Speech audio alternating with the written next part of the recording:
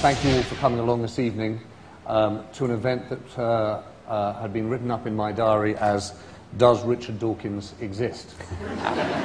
And I'm very glad to say that he quite plainly does.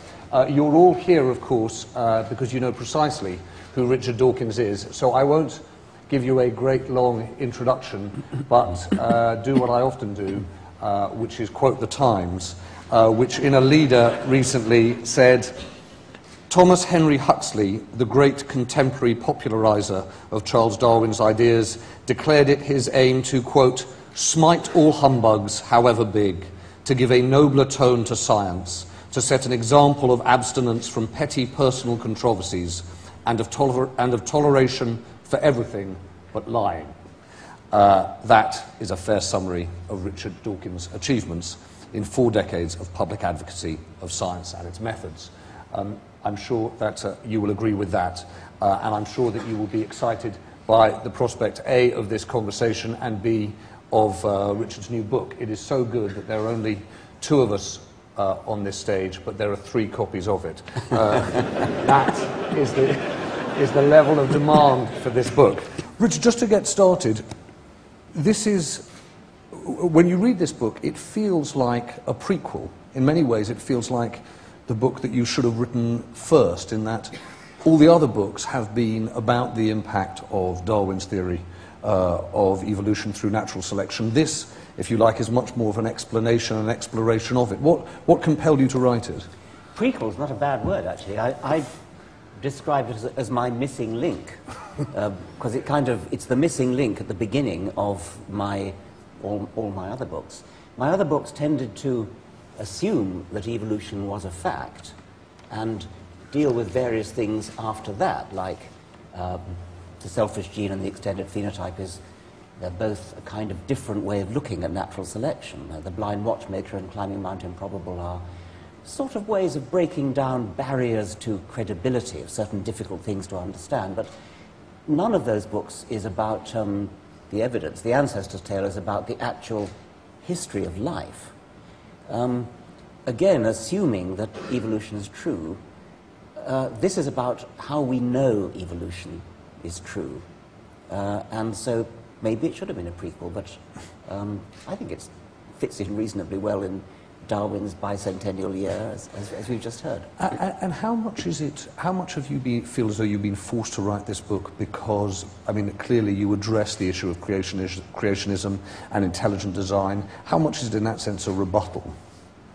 Well, in some respects it is a rebuttal, but really, you know, you don't need to rebut anything in order to produce a book about the evidence for evolution. It's so enthralling that there's never been a bad time to write a book about the evidence for evolution.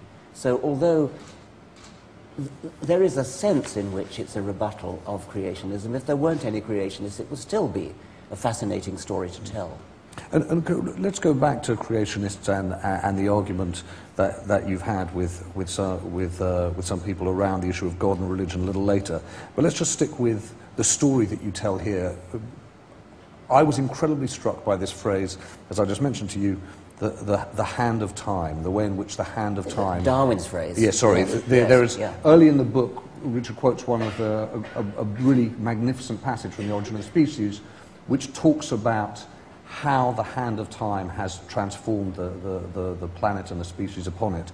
And I just wanted you to talk to us a little bit about how we struggle to understand that concept of time, because it is really beyond our comprehension. Okay. Yeah. Most people can grasp the idea that, say, a light-coloured moth can become a dark-coloured moth in 100 years, and they call it microevolution. Macroevolution is what you get when you take a century of microevolution and then another century and then another century and go on for 10 million years. And that's what you need in order to get really major, striking evolutionary change. And that's what you've got in geological time. But the human mind is not equipped to comprehend millions of years, not really even equipped to comprehend tens of thousands of years. We can kind of cope with centuries all right. It's sort of on the timescale of our own lifetime. But 10 million years or 100 million years, you cannot really grasp the sheer amount of change that can be produced by that stretch of time. And you need to grasp it if you're to understand how evolution works. Quite a lot of the skepticism for evolution comes from the fact that people don't get the idea of deep time. I mean, they say, well, a rabbit's a rabbit is a rabbit. It never changes. It's still a rabbit. Maybe it'll get slightly longer ears or shorter whiskers or something, but it's still a rabbit. And that's true if you think on a time scale of centuries. But once you get out into the time scale of millions of years, it's not still a rabbit. It's something else. And one of the things that's confusing about that hand of time is, of course, it works very differently. You talk about microevolution. How do you explain the phenomenon you touch upon in the Uganda game park about short-tusked elephants? That's a bizarre example of the hand of time working very quickly. That's right. There is a chapter in the book called Before Our Very Eyes, which means that although most of evolutionary change, it takes place too slowly for us to see. And so I have to use analogies like, we are like detectives coming on the scene of a crime after the crime's happened. We can't hope to be eyewitnesses of the crime. So we have to rely on clues, on equivalent to footprints and fingerprints and things. But there are just a few cases where evolution is so fast that you really can see it happen during, well, a reasonable human lifetime. The example you quote of the figures for the Uganda game department from about 1928 to about 1958 or something, just a period of about 30 years. And measurements were taken of elephants that had been shot, and the tusk size just went steadily down and down and down and down.